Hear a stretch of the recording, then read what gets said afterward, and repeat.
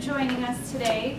I'm Julie Marie Christensen, and I teach plant-based cooking classes to do nutritional intervention to reverse heart disease, type 2 diabetes, you name it. I've seen it reversed with eating a whole foods plant-based diet. So my background is in my 20s, I'm now 41. In my 20s, I had heart disease, I had high cholesterol, I was obese. You can see the picture down below.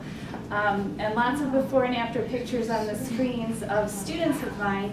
I decided after getting a diagnosis from my doctor that it couldn't be that I was just born into the family I was born into, and what the doctors were telling me is it's hereditary, and this is your life's path. You're going to be overweight, you're going to be out of shape, and die of heart disease.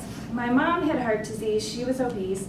My sisters were following along the same path, so I went home and looked up on the internet and studied all about nutritional intervention and what I could do to reverse this progression. And then I went back to school and studied plant-based nutrition, and I found that I could reverse everything that was going wrong with me. I had multiple little symptom problems. I had plantar fasciitis, I suffered with gout, and here I was in my 20s going through this. So now I'm in my 40s and I've never felt better, and I've been applying a whole foods plant-based diet, and I started an online classroom teaching people all over the world how to do this. And my background is I'm a chef, so I create recipes that are comfort food favorites so that we can still live an enjoyable life eating great food. So today I'm going to start off with mushroom soup. And is anyone here struggling with high cholesterol or high blood pressure or diabetes? Yes. Everybody, exception. So I was going to say, wait a minute, this is the 1%, because it's a challenge for many people, and we can make a difference with our diet, and this has been proven. There's many books out there that you can pick up that can guide you in this direction, and I have those on my website, protectivediet.com. There's educational tools. There's multiple books you can look at that are geared towards diabetes or heart disease that can help guide you along. But I can help you with the lifestyle and the cooking process and making it something you can apply on a daily basis where it's not a struggle to do. And most of my students find, all of my students find, it cuts your grocery bills in half. A lot of people think eating lots of fruits and vegetables is going to be expensive, and it's not, because we're eliminating all the packaged processed foods, meats, cheeses. Those are our high ticket items at the grocery store.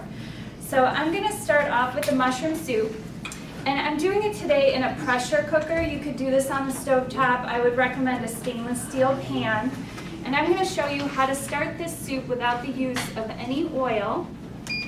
And I'm using the pressure cooker, and I'm going to put it on a brown setting. So basically this would be like medium-high on your stovetop.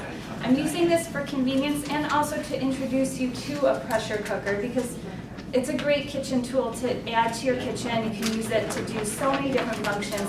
Today we're going to make soup in it, but I'm going to show you the browning function.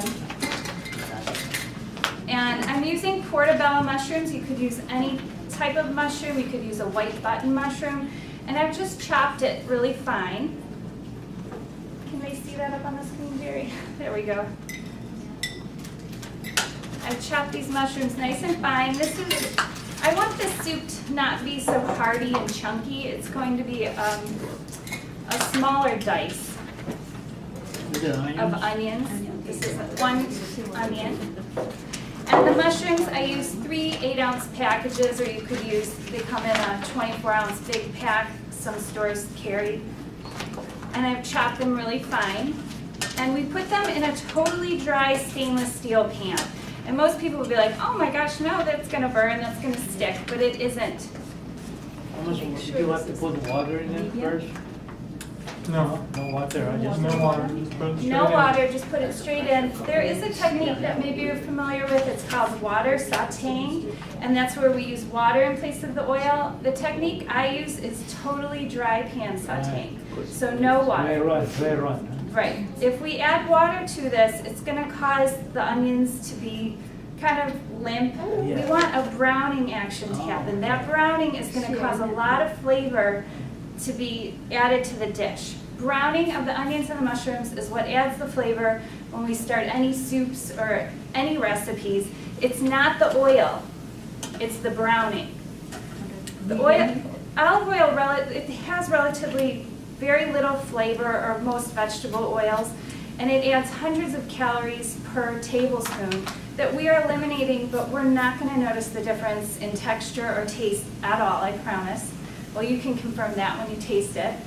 But the olive oil contains saturated fat, and if you have heart disease, a lot of us hear olive oil is great, it's got a monounsaturated fat, but they never talk about the saturated fat content of olive oil. And if we're pouring this oil on our food and we're struggling with obesity or we're struggling with heart disease, this is going to contribute to the problem. So we're just eliminating the oil. We're also eliminating a lot of costs in our kitchen and our grocery supplies by eliminating the oils. When I eliminated the oil, I was able to lose weight without exercise. I didn't have to be in the gym for hours every week trying to burn off these excess empty calories of oil. So it really helped me out. I don't have to spend the time in the gym. I'm going to add the celery after this gets going because of the mushrooms, they're going to release a lot of moisture. So we just have to let them cook that off. Does anyone have any questions so far about what I'm teaching? Why do you recommend the stainless steel?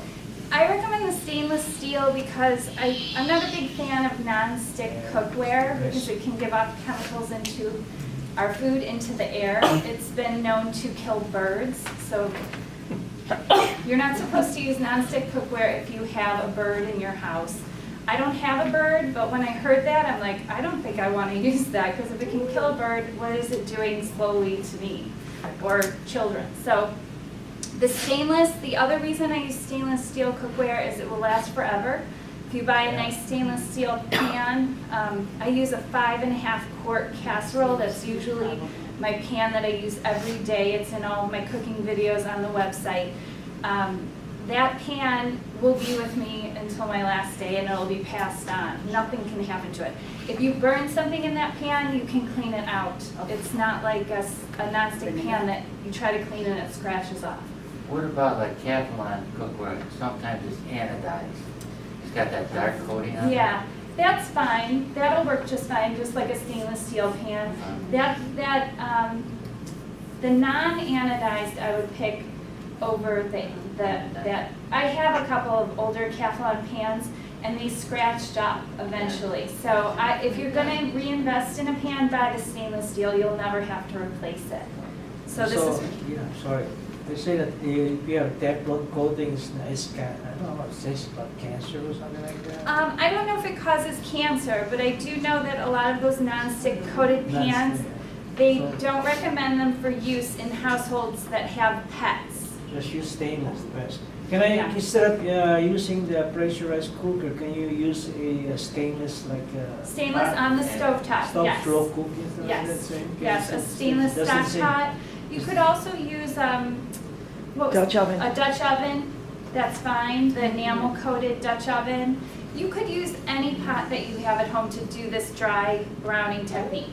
I'm just showing it to you in the pressure cooker so that it's easy to plug in and so I can get this soup done in just a couple minutes and ready for you. Now, if we were doing this on the stovetop, this process would be exactly the same. You'd have it on probably medium-high heat. You can see the moisture coming out of these mushrooms. And we're waiting for that moisture to evaporate. And when it evaporates, then it's going to start to brown. And when it starts to brown, I want you to keep your liquid nearby because we're going to add the liquid to the pan to stop the browning process. And when we stop the browning process, it won't burn. And it releases any browning that's on the bottom of the pan. So nothing will stick. You'll have a completely clean pan when you add the liquid to it. It'll take all the brown bits and incorporate it into the soup. Okay, so this you buy the food, the broth, right? The vegetable broth, yeah. Should be in your It's box. liquid form? In your box. Pardon me? Liquid or powder? Liquid, right? This is a liquid vegetable broth that we'll be adding after the onions and the garlic, or onions and the mushrooms brown. I'm gonna add the garlic to the dish now. And this is a garlic press. If you're not familiar with a garlic press, this is my favorite one on the market. It's I by like that. Xylus. It's like a stapler. Yeah, it's super easy. You just pull the leftover garlic out of I wanna buy there. that. This is nice because I don't have to get my fingers all full of garlic. I don't have to peel the clove. It just chops it all up for me really nice. And you just put a new clove in there. This is one of my favorite kitchen tools. We have Use it for everything, we pots don't have hole that. too. That's a We good have one. everything except that. Pampered Can you Chef use has it? one very similar. Pampered Pampered Chef has one really similar. Pampered Chef. Yeah, this one, the Frugal Gourmet, do you remember that chef Yeah. that used to be on Yeah. PBS? He always said, get the Susie garlic press, it'll last forever. And the one my mom has is from when I was a little girl and we watched that show, so they stick around forever. Where can you buy those? I have a link for it on protectivediet.com under kitchen tools, but you can find, actually the Xylus, this model, I don't think, you might be able to find it at Bed Bath & Beyond, but I'm not sure. If you buy other garlic presses, I cook in a lot of people's homes because I teach private lessons. I've broken people's garlic presses and I'm so embarrassed. They're just not, the ones that I've seen on the market, they're not as heavy duty as this one. This one's designed so well that Yeah. I think maybe it's $15 and it'll be with you just like your stainless pan So who's forever. the manufacturer, sorry? Xylus. Xylus. Xylex? Xylus. ZYLYSS. There you And go. it's, yeah, that's one of my favorite kitchen tools. You'll have it forever, just like your stainless pan. I believe certain tools that we have in our kitchen, we should buy the quality model of it because we're using it every day. I use Yeah. that garlic press every single day.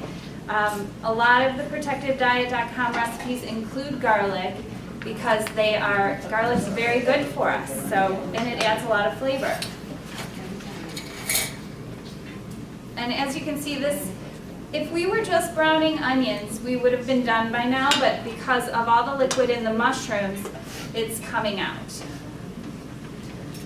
It's taking a little longer. So does anyone else have any questions while we're waiting? I don't know if you covered this before, but if you are using a pressure cooker, if you're looking at a regular recipe and it says to cook for an hour or whatever, what's the ratio between normal cooking and pressure cooking? Okay.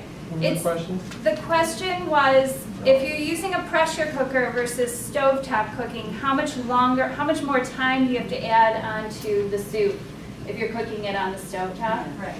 Well, right now we're using the pressure cooker in the browning function, so this would take the same amount of time as the stovetop. But then when we close the lid on and the soup's all put together and we're cooking it, we are gonna set the pressure cooker for 2 minutes. The stovetop, you just want to simmer it until the veggies are tender.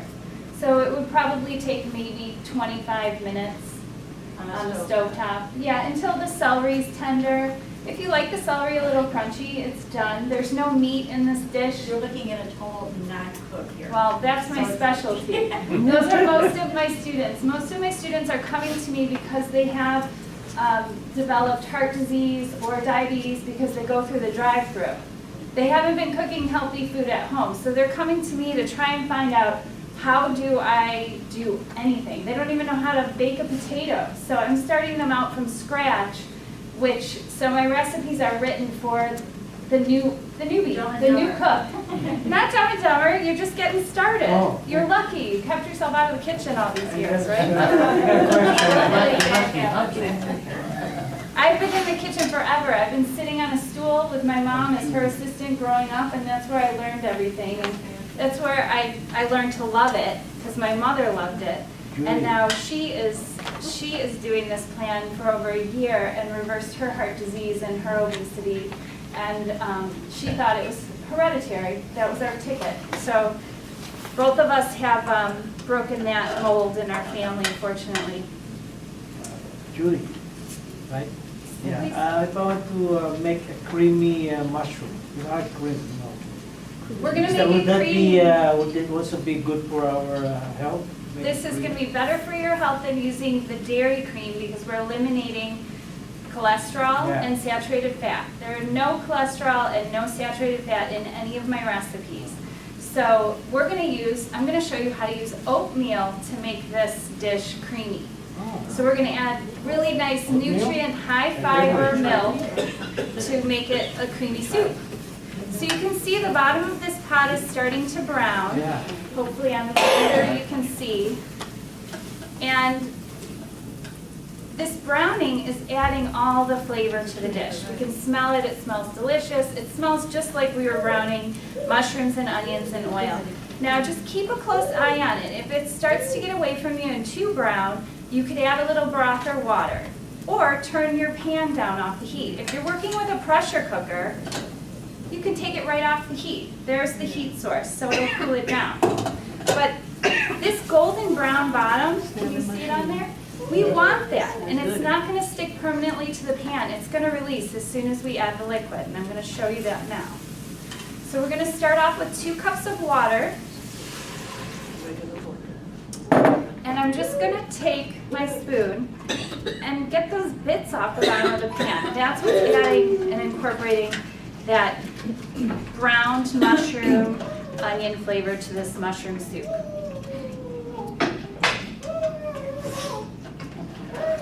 And then I'm going to add my broth. And we've got 4 cups of broth. You guys have the recipes in front of you so you can check those out for future if you want to recreate this soup at home. Where you buy the broth? This broth I found, you can find this broth Trader at Joe? You have that too? Trader Joe's broth. I recommend their hearty vegetable broth. That's a good one. This one I found at Costco. I just recommend a vegetable broth. If it's not low sodium, you can cut it by adding water like we did in this recipe. Now I'm using a cup total of parsley to this recipe. Sometimes I go a little bit over, and I'm putting half in now with the cooked soup, and I'm gonna add half later so it gives it a nice fresh finish when we serve the soup. I'm also, oh, and by the way, I use a lot of parsley in my recipes because this is adding a lot of nutrients to the soup. Look at parsley and cilantro and all your herbs just like you look at kale. It's a green, a leafy green. It's going to add a lot of nutrients to the diet. The parsley, it produces nitric oxide, which helps repair endothelium, which we'll get into in a future class about heart disease. But we're working with chopped dried onions. These add a lot of flavor to the dish. We have thyme. This is smoked paprika. If you haven't worked with this before, pass this around and give it a sniff. It's going to add a nice rich flavor to our soup. Yeah. Good. And most grocery stores are now carrying smoked paprika, which I'm excited. This is caraway seeds. And I crush them a little bit in my fingers to release the oils before I add them to the dish. What are you adding now? Caraway seeds. Yeah. This is going to give the soup a nice rich flavor. We have a little bit of sea salt and some fresh black pepper. Is there a difference between the iodized salt or the sea salt? I'm using sea salt today. You could use Himalayan pink salt. You could use whatever Iodized, salt. yeah. Just keep it to a minimal amount. Okay, so then we've got everything in here. And we're gonna turn on the pressure cooker. Now, if you were cooking this soup on the stove top, you could just put it on, I would bring it up to a boil. Oh, I've got the celery. Bring it up to a boil and then simmer it until the celery is tender. And we're gonna finish this soup with a cream made from oatmeal. Get this on here. I'm actually doing it backwards. I normally face my pressure cooker.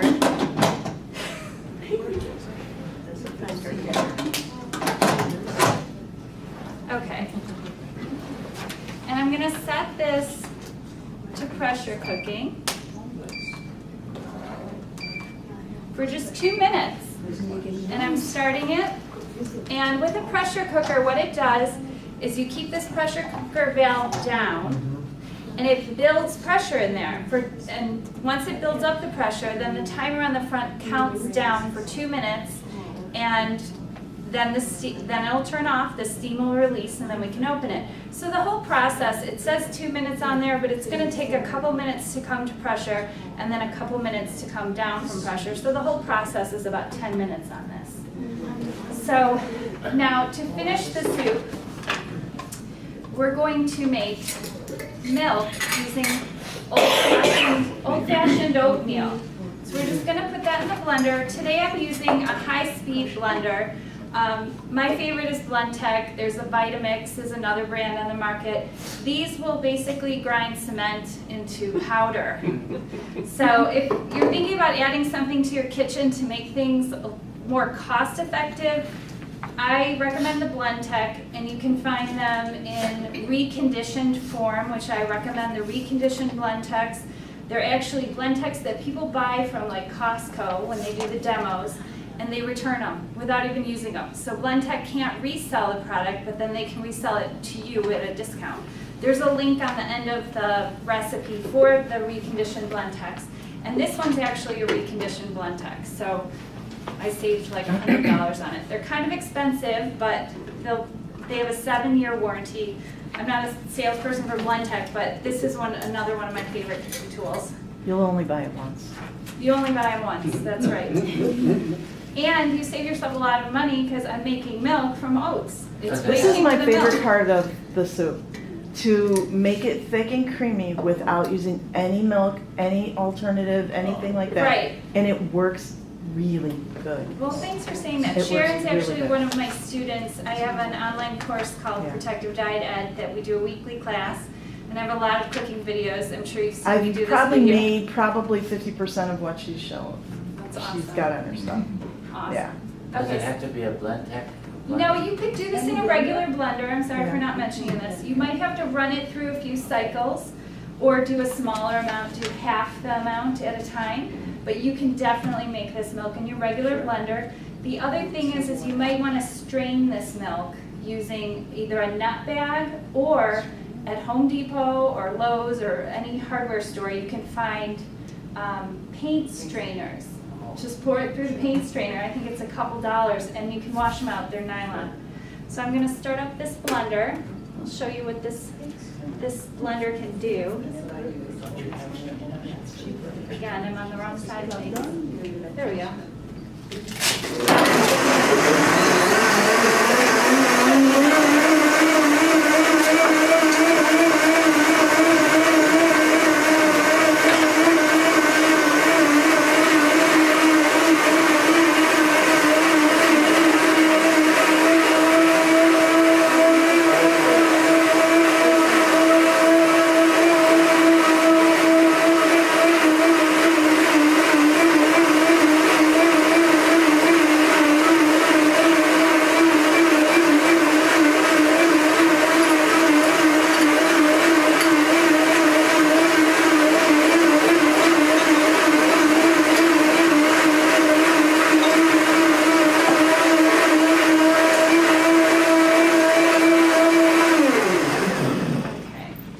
Many of my recipes include either oat milk or rice milk, which is another one that's a little nicer to drink on its own, the rice milk.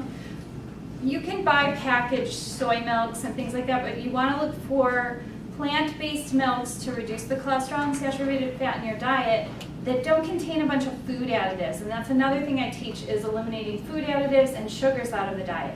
So a lot of the plant-based milks like almond milk and some of the soy milks or rice milks contain thickeners and additives, MSG-like products called natural flavor.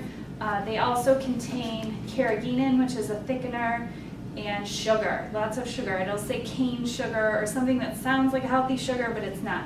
So we can blend rice and water to make a really nice rice milk, and you don't have to cook the rice, you just put it in there.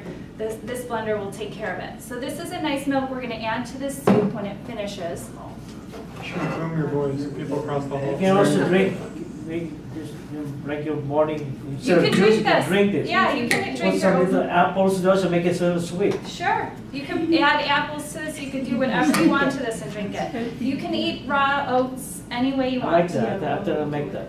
Another little tip I want to show you about the parsley, we talked about how healthy parsley is to incorporate into our diet, just like any leafy green.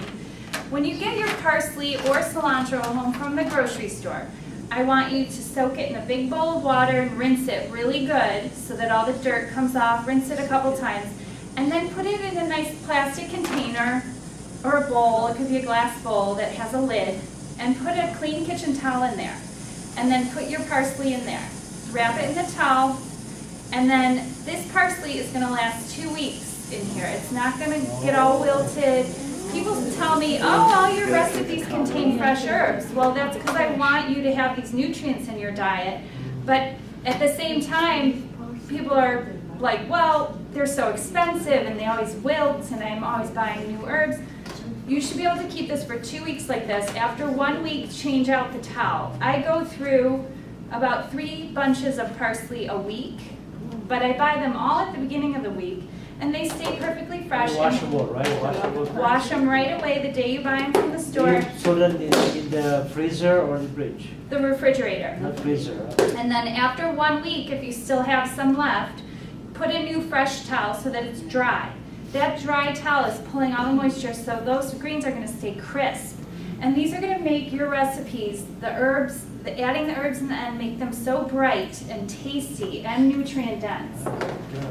So I'm going to show you, while this is cooking, I'm going to show you a salad dressing recipe that is free of all oil. Oh, sure. She wants the camera back. Poor Terry. Camera fell.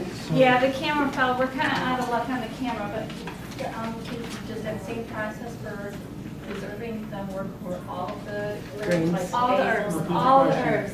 And can She- you put more than one in the same container? Or Yes. does that toxify things? She's asking about the preserving the herbs tip.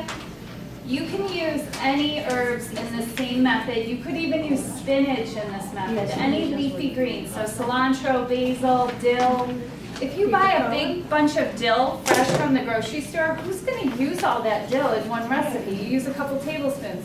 So this way you can wash the dill and just keep changing the towel, and it's kind of a game for some of my students how long they can keep their herbs alive. And you just soak them back in the water, refresh them again with some cold water after a week, and put the towel on them, and they'll stay beautiful. What about like romaine lettuce? Will that work for them? Yeah, you can do the same thing with romaine lettuce. Nowadays, the romaine, it's sold in these nice Yeah. packs, and then those can stay fresh in your refrigerator for a couple weeks. Okay. What about green onion? Can you do green onion like that into like parsley? Green onions. Green onions, yes, absolutely, good tip. Yes, green onions preserve beautifully like this. If we leave Do the you green cut onion, the head of a green onion or keep the whole thing?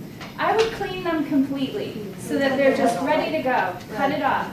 She's asking, do you cut the root off of the green onion? I would trim them and put them in here so that when you're ready to cook, it's like you're just going in your fridge and it's simple and easy during the week to throw things Green together. onion I use for long then Excellent. Okay, so the salad dressing that I'm making, I call this my house dressing. It's a very simple recipe. I'm using the high-speed blender again, but you could use a food processor or a traditional blender. Just blend it a few more times. You might need to add a little bit of water to this recipe or a little extra juice from another orange to get it going in a regular blender. But we're using 1 whole orange. You could also use 2 or 3 of those clementines, those tangerines, those really sweet ones. And we're putting apple cider vinegar. You could also use balsamic vinegar if you prefer it. That would be great in this. Could you use lemon juice in place of the vinegar? If you wanted to, it'll have a totally different taste. But yeah, why not? It's an acid. You could replace the vinegar with any Is acid. that salt? This is sea salt. Salt. And we have a clove of garlic. On my blender, I can actually throw it in whole. This will grind up a whole clove. But I'm going to do this just in case it doesn't. And I don't want anyone to get a whole piece of garlic. So then we're going to just blend this up together. Oh, I'm missing one ingredient. Mustard. Did you add Thank you. Did you add water then? No water. The vinegar and the mustard will get it going. Vinegar and mustard. This one is, I recommend the spicy brown mustards. These have the least amount of food additives in them. A lot of mustards have flavor enhancers in them, and I cut those out of my diet so that I eliminate food cravings. Pepper? Oh yeah, thank you. You want the Oh, I'm so glad you're I'm here. glad I reminded you. It would be good without the pepper too. Oh, you like spicy? You like spicy? You could add some crushed red pepper to this salad. Yeah, that'd be great. I love spicy.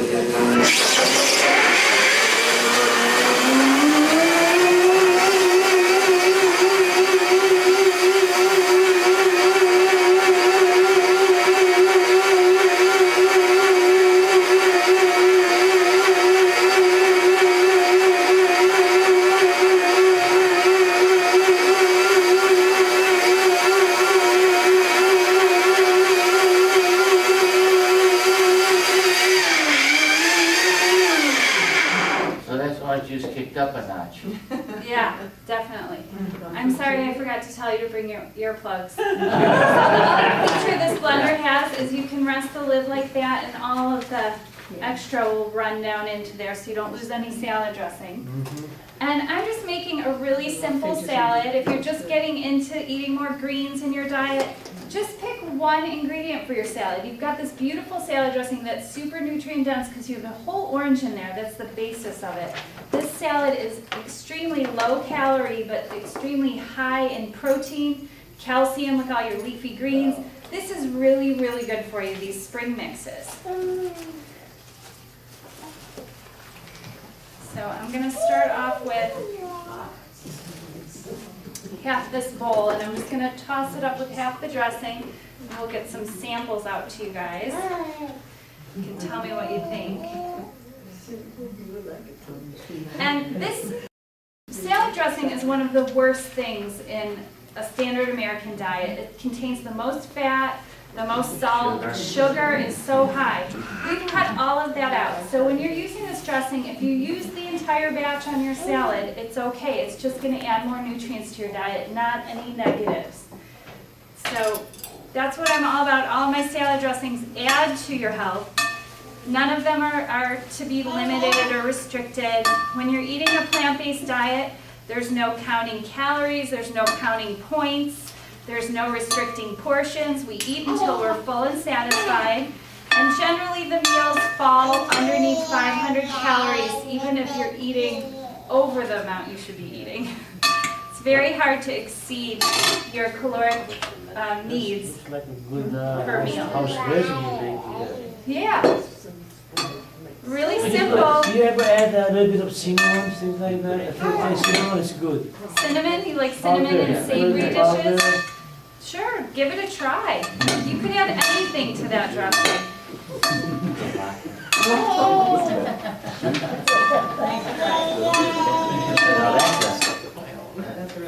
Julie, I have a question. I know that a lot of your recipes use like soy and things like that. Should you limit that, or is it okay? Like especially if we want to adapt this with having him Right. too, because why give him meat if we're not gonna eat it ourselves? Right. She's asking, her question was, a lot of the protective diet recipes that contain soy, is that good for me or is that bad for me? And I have a small child, is soy okay for them? And studies have shown now that soy is incredibly healthy for the body. The phytochemicals in soy and the isoflavonoids, they actually promote health. They defend against breast cancer. We heard some controversial statements about soy and the negatives and the estrogen in soy. The only time soy should be avoided in the diet is if there's a severe reaction, an allergy, and that is in very few people. Also, if you're on thyroid medication, that can actually cut the absorption of that medication. But those are the only two things that I've been advised to avoid soy. It's actually 2 ounces of soy added to a man's diet reduces his risk of prostate cancer greatly. And it reduces your risk of breast cancer. So, The other thing with soy, you want to make sure that it's non-GMO. yes, you want to look for Most soy is GMO. unprocessed soy products. So we're not talking about soy protein that's been ground down into powder and then made into a patty and it's a veggie burger. We're talking about if you're buying soy milk, you're buying organic soy milk and all it contains is soybeans and water. Okay. And there's 2 on the market. There's one from Trader Joe's. It's in a green box. I recommend that one. It's the best price you can find anywhere. And West Soy makes an unsweetened plain soy milk. Tofu, you want to look for organic tofu. And tempeh, which is a pressed soybean. If you look at the recipes on protectivediet.com, you'll see I only choose unprocessed soy that's organic and non-GMO. Okay. we'll check If it it's out. organic, it is non-GMO. Okay, thank you. Sure, great question. Yes. Do you ever make patties and roasts and things from nuts and oatmeal and things like that? You know, I- walnuts and pecan and then. I do make like chia seed burgers, but they resemble actual hamburgers. My specialty is comfort food favorites that resemble actual dishes you've had before. I'm not a big fan of like nut loaves and things like that pressed together because they're not familiar foods to us. No, I'm saying that, and if you just want something, an alternative to soy, do you feel like if you're making a soy?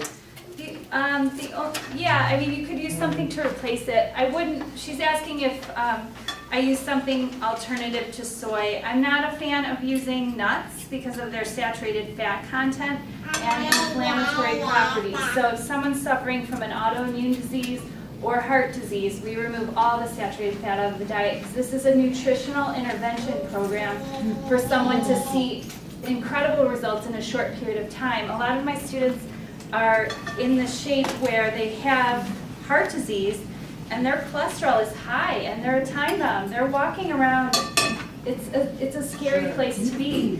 And the medication's not helping them.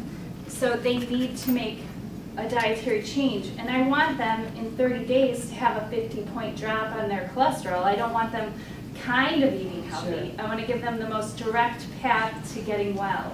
Just oatmeal itself, because, you know, there's recipes just for Sure. oatmeal, yeah. Yeah, well, it's any whole plant-based food that doesn't contain saturated fat is what I promote. Jerry, do you want to pass these around? I sure do. Or and some forks. And some forks. The forks are You up know there what, on the table. you know, when you go to a restaurant, you know, they have so many kinds of dressing, right?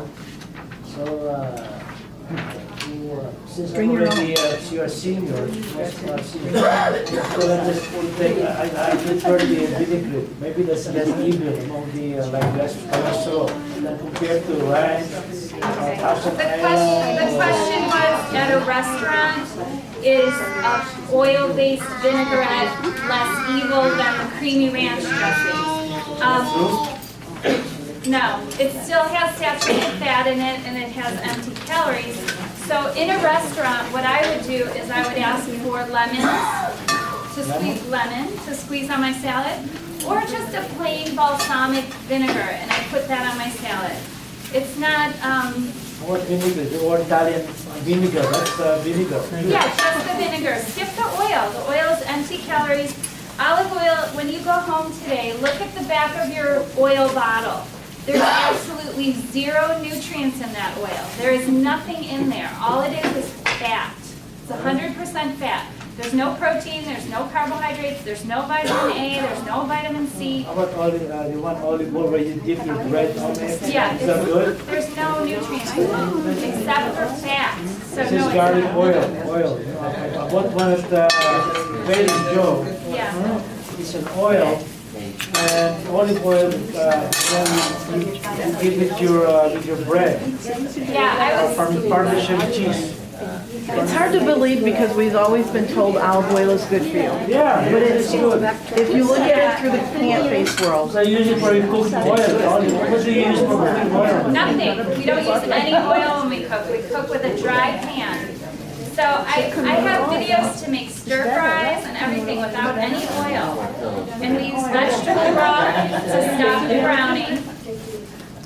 So how many more salads? Canola or corn oil. Canola oil. Canola oil. Coconut oil. Skip those. Hopefully I'll be able to host a class in the future here where we will cover oils Yeah, more that's in good. I think that's a depth. very good subject. And talk about the effects that oils have on the body. They cause inflammation in the body because of the saturated fat. Also cheese, I love cheese all the time. Yeah, saturated fat in the cheese. So hopefully we'll be able to have a class that is more about oils and their benefits or their negative Bad effects. cholesterol, whipped cream or whipped buttercream, you know. I like always that in my bread. Peanut butter. Yeah, all of those have saturated fat and cholesterol, so the peanut butters just have a lot of saturated fat. High fructose corn syrup and peanut butter. Fructose, high fructose. High So what do fructose you corn guys syrup think is so not far? good. Is it pretty The good? dressing's You like good. it? Really simple, Awesome. and again, if you're buying a bottled salad dressing, this is cutting the cost to like a quarter of the cost, if not less, because all we're using is an orange and a few cabinet staple items, like the vinegar, the garlic. It's very inexpensive to prepare whole food salad dressings. And we're packing in a nutrient-dense punch by adding the orange on top of our greens. This will help the iron absorption if anyone's challenged with anemia or to get their iron count up higher. You want to add some vitamin C with your leafy greens, and this orange dressing is perfect. It's house dressing. 2 more. 2 more. What about craisins? Are they good or bad? I skip the craisins because they have added sugar to them. If you read the ingredients label, they're basically like eating candy in camouflage. Craisins, they're a cranberry that looks like a raisin. It's a dried cranberry. It has a lot of sugar added. And Beets. you can eat beets. They're wonderful for you. I think there's some beet greens in Beets here. and cranberry. Are you just telling her what you eat, Tony? What? He's having a little private session, that's all. That's good. I want to take a picture of You this should try one. I can put it on Facebook. Can I do you mind? This one? Your poster? Sure. Tony will be advertised for you.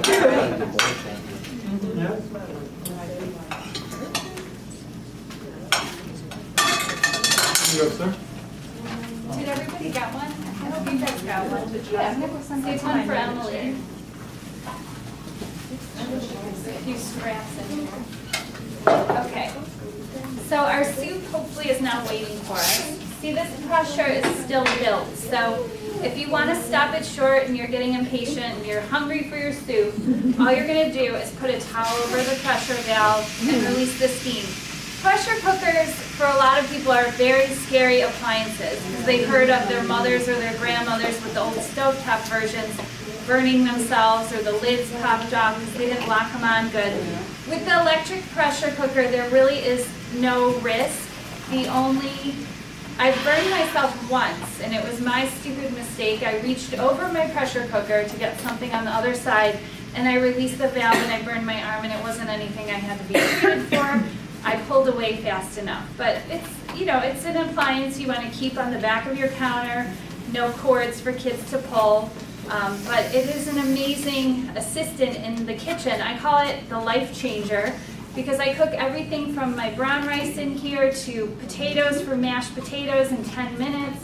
This is a great kitchen tool, but I just want to introduce it to it today. Do they come in different sizes, or is that a standard? This is a size? standard one. This one is Secura. This one, I investigated the market. There's a few that are more popular that have even like Facebook groups about them and people cooking with them because they've really changed, save time in the kitchen.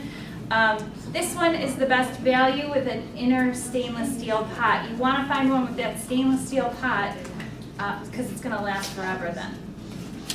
But they're under $100. Awesome. That one is. Hamilton Beach. How's the salad?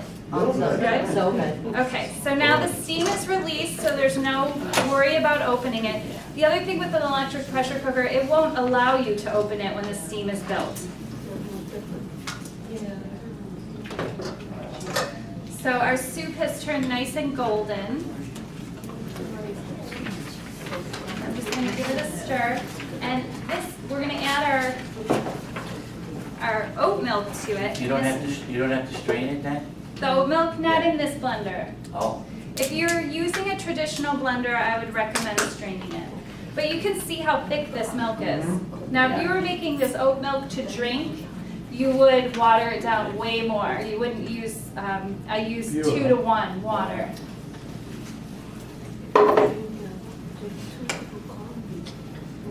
But we're using the starch of the oats to thicken this soup up.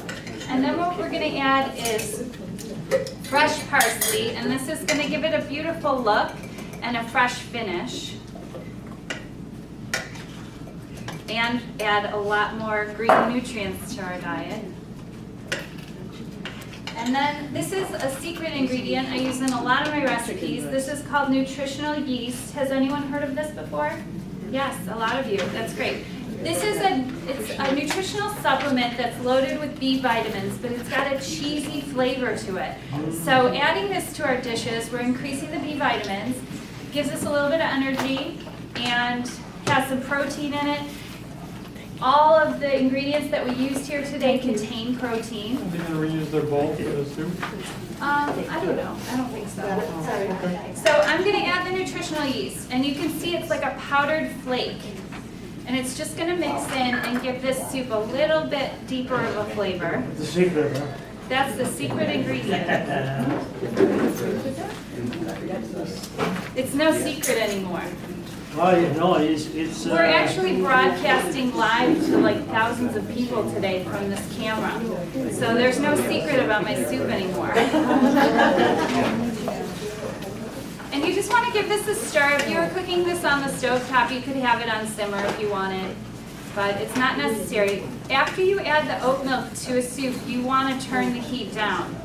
Because if the heat is turned up too high, it will get really thick. Have you had this I happen? like it really thick. You like it really thick? I do. You could, yeah. But you can do it with that. And if you freeze this soup and you go to reheat it, you're probably going to have to add a little water to it to thin it out, because it'll thicken up. So if you want to add, like, you know, cream of mushroom, the cheese, right? You put cheese in it? No. Or the Traditionally, broccoli. Cream of broccoli. I've got a great cream of broccoli recipe that I'm going to be publishing soon that doesn't have any cheese, no cholesterol, no saturated fat, and it tastes delicious. I hope you find this one delicious. Okay.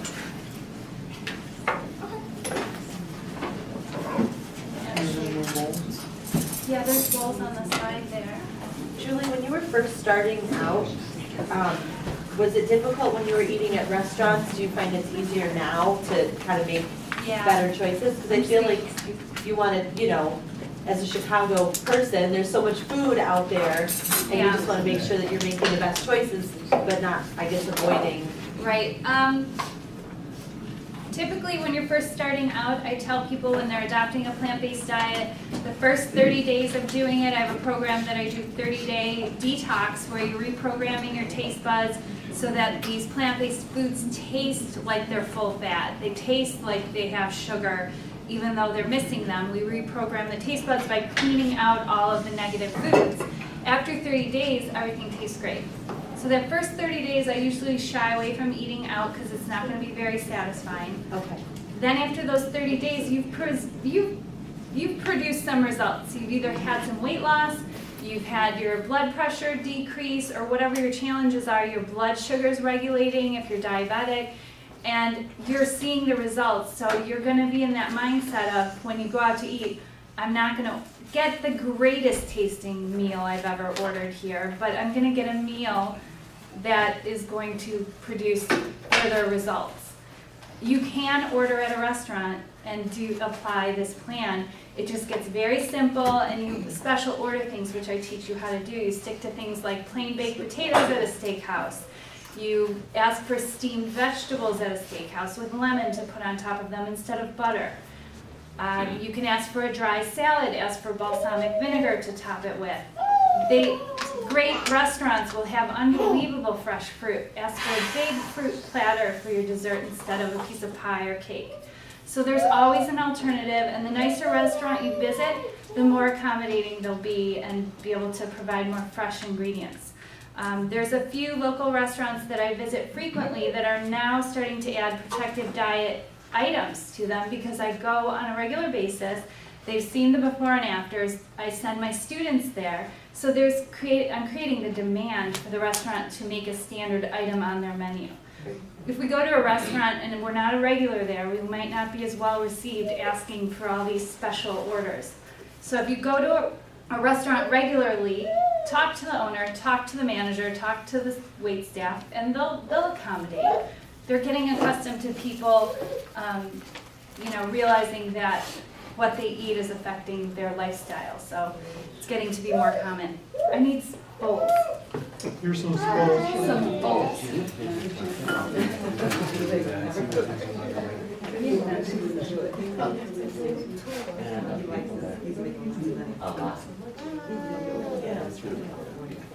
Tray.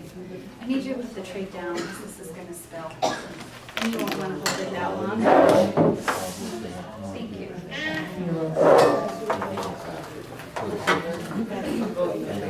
Try not to shake it so that they don't get it on themselves.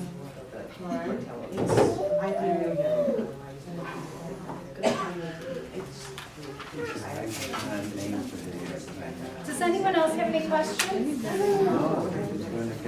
Is anyone here familiar with plant-based diet or Dr. Esselstyn or Dr. Campbell? Yes, some of you? Okay, great. These doctors are currently teaching this in their practice. One of them, a great documentary that I recommend that's called Forks Over Knives. The title of the film is, the title of the film means to use a fork instead of and eat more vegetables than go under the scalpel for heart surgery. So it's a great documentary that's available on Netflix. I highly recommend it. It's called Forks Over Knives. Maybe one day we can have a screening of it here. But it talks about how we know how to turn off cancer cell growth through nutrition, and we know how to reverse heart disease through nutrition, and reverse type 2 diabetes through nutrition intervention. So it'll give you some, hope that your health is in your hands, and what we put in our mouth is why we're having these symptoms.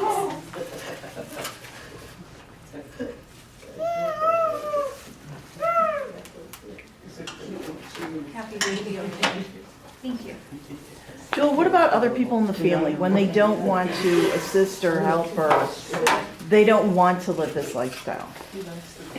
Well, Like when two you're 19-year-old boys. okay, teenagers. Sometimes that's a hard sell. If you have 19-year-old boys living at home, they're probably able to fend for their own food. And I always recommend, if you have decided to, have this nutritional intervention and change your health and your lifestyle, I recommend that you cook enough for them, and if they don't choose to eat it, freeze it. Then you have all these leftover meals for yourself to use and save yourself time. If they don't want it, they can go and find whatever they're going to eat. Right. At 19, younger ones, young children, I recommend getting them involved in the cooking, because if they see what goes into it and they handle the fruits and vegetables, they're going to be more drawn to putting them in their mouth.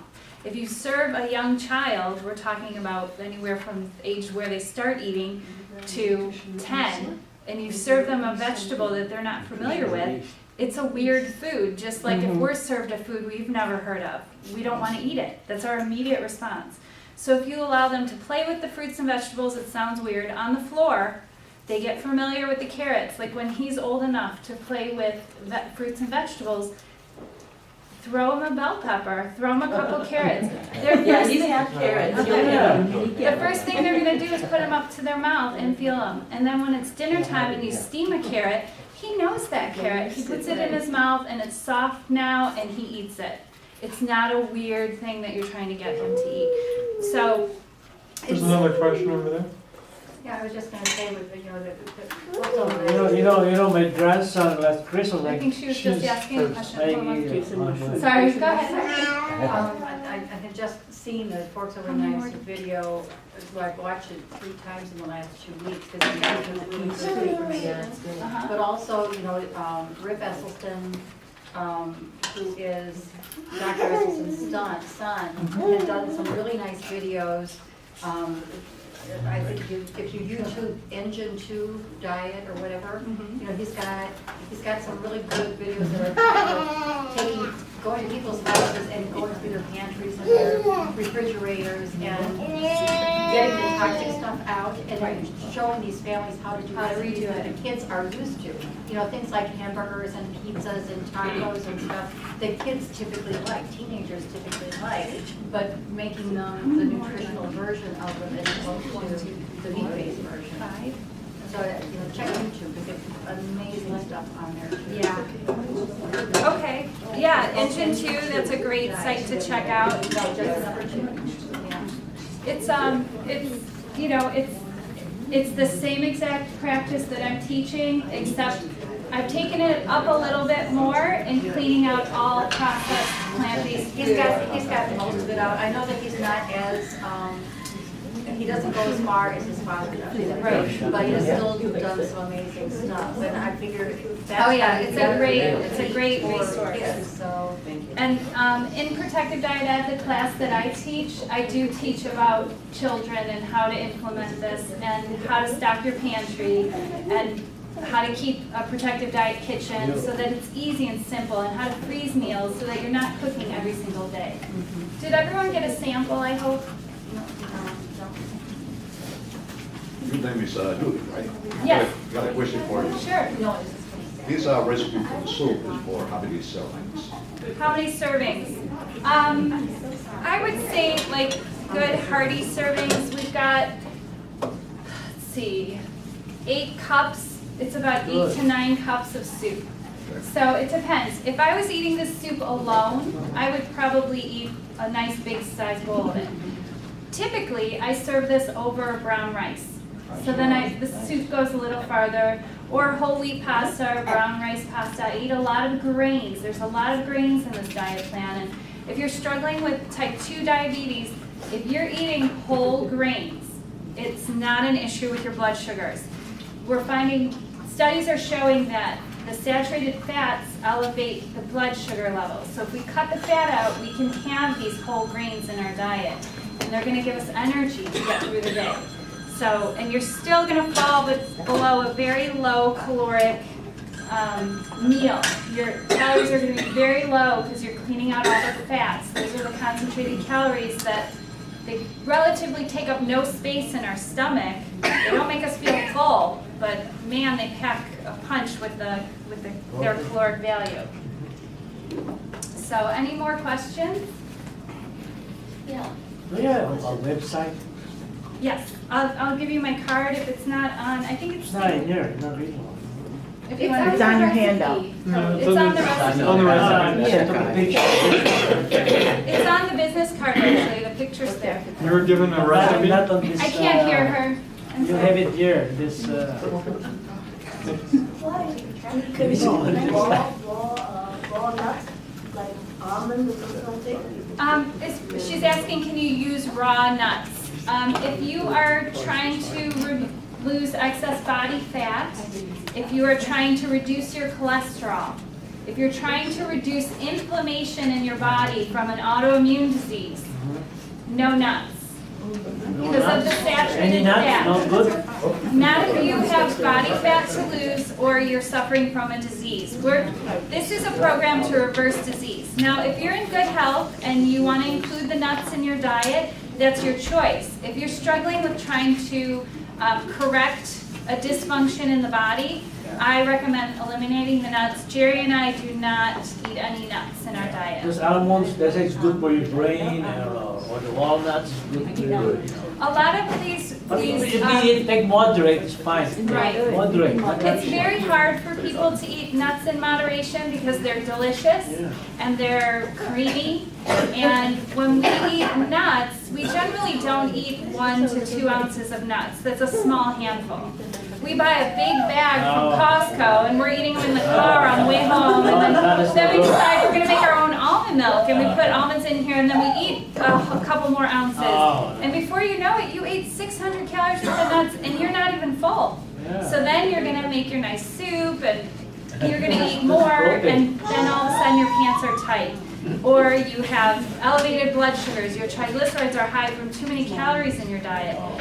You have heart disease because the nuts have saturated fat. So if we're trying to reduce our cholesterol dramatically quickly and keep it down, we don't include the nuts. Like cheese, because there's a lot of cholesterol with cheese. Cheese has saturated fat and cholesterol. We do not consume it at all if we're trying to reverse No, disease. no, pasteurized, anything pasteurized. Any dairy product is going to contain cholesterol and saturated So fat. no eggs either. Right. No yolks. Yeah. Yolks, no eggs. The white of the egg is very high in animal protein, and that documentary that I mentioned for you to watch, Forks Over Knives, it shows how if we have a high elevated amount of animal protein in our diet, it promotes tumor cell growth. So if we have any cancer in our body, a lot of us do have cancer cells, but they're not fast growing. They could be with us until the time we die of ripe old age and we're, happy and healthy and we never had to evaluate the cancer. It could be small and slow growing. And then if we feed it that animal protein, it progresses its growth rapidly. And we found that if we remove it, it will decrease the growth or stop it from growing. So a lot of cancer treatment centers will propose this plan and they will say remove dairy protein out of your diet. And when people do that, they usually do it as an intervention when they're diagnosed with cancer. I'm proposing the idea that you do a nutritional intervention so you are never faced with that diagnosis. Take charge of your health today so that you don't have to worry about getting these diagnoses. I mean, Jerry and I live this way. I have hundreds of students that live this way and learn how to apply this plan, and they don't have the fears of going to the doctor and finding out what's wrong. They take their blood and they're waiting for the results. They know they're going to have good results because of what they're putting in their body every meal. So, any more questions from anyone? On your website, you have other, these are nice recipes, like meat recipes at all or anything? There's no meat recipes at all because of the saturated fat and the high protein content contributing to heart disease, diabetes, and to autoimmune diseases, inflammatory diseases. So we don't use any meat at all, but I have a lot of recipes that mimic meat. So there's chia seed burgers, they're really nice steak burgers. I'm sure that they flashed up. Do we have the chia seed burgers on here? You can see some of the recipes that are flashing up here. But if you go to the site, I'm working on a pork chop, a breaded pork chop. Wow. I do a lot of very It's not pork, it's not meat? Not No. No, meat not important. I do a lot of very innovative recipes to incorporate plants and whole foods and whole grains into your diet and eliminate the negatives of the cholesterol and the saturated fat. So whole grain pastas are pretty good for you with type 2. Excellent. As long as they're whole grain and as long as you are topping them with a totally fat-free sauce. If you throw the fat on top of that whole grain, you're going to see that rise in your blood sugar. If you're eating a totally fat-free sauce, like I have a fat-free Fredo sauce, it's the creamiest Alfredo sauce, but there's no cheese in it. There's no dairy in it. There's no oil in it, but you would not know it. So I highly recommend you try that one on a whole grain pasta. What about a red sauce? There's a quick red sauce on the website. It's really fast to make. It has no oil in it, and you can eat that for sure. There's a great book if you haven't heard of Dr. Neil Barnard. Barnard is how you pronounce his name. He wrote a book on diabetes and eating a whole foods plant-based diet, and he's done many nutritional studies, and they reverse the type 2 diabetes. I have many students eating a protective diet that no longer are on medication for their type 2 diabetes. So So it is very possible for you to reverse your diabetes eating this way full time. It's just making a decision. Do I want to make this lifestyle change to reap the rewards of a major lifestyle change? You're not on medication anymore if you apply this 100%. Do you have a recipe book? I don't have a cookbook yet, but I'm writing a book right now. It's a half guidebook of how to apply it and how this affects your lifestyle and how to do it. And then the other half will be recipes. But currently right now I have on protectivediet.com 123 really great recipes that are free. You can get to them tonight. And I also offer a subscription of recipes. I add at least one new recipe a week for I call it PD Ed, it's Protective Diet Education subscribers. And we have one live class every Tuesday evening. It's an hour long and it's interactive, and you sign in online and you can write in questions and you can chat with other protective dieters. And I do a different lesson each week based on what's trending on my support group. There's a support group called Protective Diet Living, and that's on Facebook, and it's a closed support group. There's, I think, about 600 people on there now that are active, and you can talk privately. It doesn't go to your news feed on Facebook. It's just amongst us. We all are doing the same thing, and we support each other eating this way, and the testimonials on there are beautiful. The test results everyone shares, so to inspire others.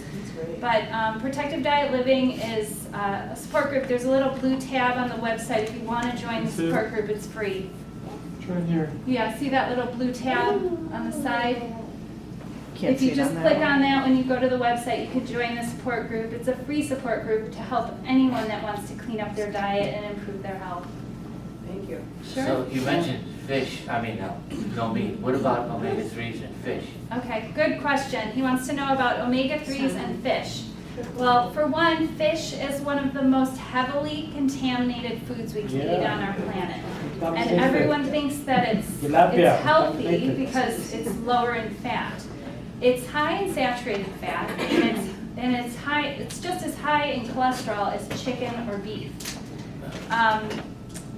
The problem with that is it's contributing to the disease. So we eliminate the fish. Now, to replace the omega-3s, you can find those in all your leafy green vegetables. That's where the fish get their omega-3s. So when we eat fish, we're eating recycled omega-3s. They eat the algae, and that's where they're getting the omega-3.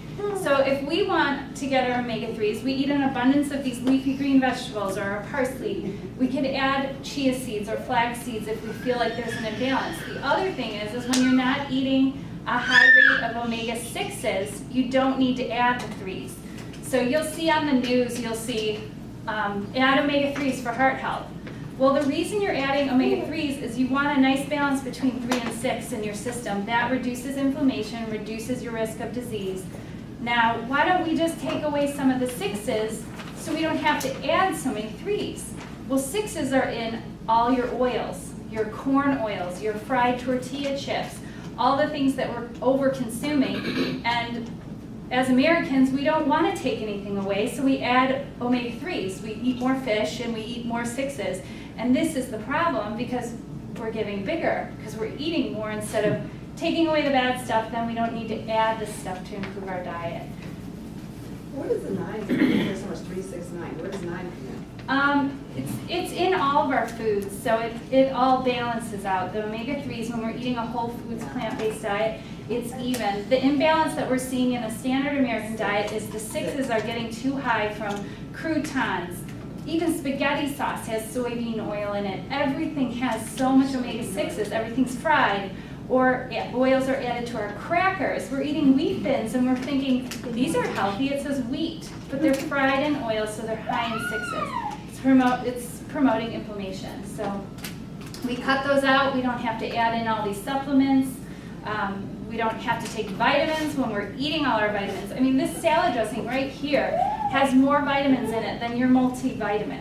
So just put this on your salad, and this is usable because it has all the phytochemicals in it to make those vitamins absorbable. Where when you're taking a pill, those are extracted vitamins, they're not something that your body even recognizes. It's like, what is this? Because it's out of its natural food element. So, any more questions? About the way protective diet from drinking water, where you put it on a pitcher of water. I guess people put in basil, slices of cucumber. It's a beautiful idea. I do that, Yes. but is that going to be working like that? Is that, especially in the morning when you wake up, that's what you do. You have fresh lemons, like I said, cucumber. Fruit water, vegetable water. He's He's recommending to consume more water by adding sliced cucumbers or sliced fruit to your water instead of drinking Just plain juices or plain water. That's a great recommendation. I highly recommend that. And when you're eating a plant-based diet like this with a lot of fresh vegetables, you'll notice you don't need to drink as much water because your vegetables are anywhere between 70 to 90% water. Even a potato is 70% water. So when we eat these fresh fruits, vegetables, and potatoes, we're actually hydrating our body with our food. So you'll notice you're not as thirsty as before when you were eating processed foods. In fact, I grow those basil at home, right in my kitchen. I just take it, sample in my That's water. beautiful, growing your own Or fresh oregano, or- herbs. It's almost You spring can buy the seeds here. for 50 cents. You can Yeah. grow it. It's almost spring here, so we can plant all of those wonderful things outside. But any other questions, or else I'm going to wrap it up for Wrap it up. today? Yeah, No, thank we're you. good? Thank you. All right, thanks for tuning in.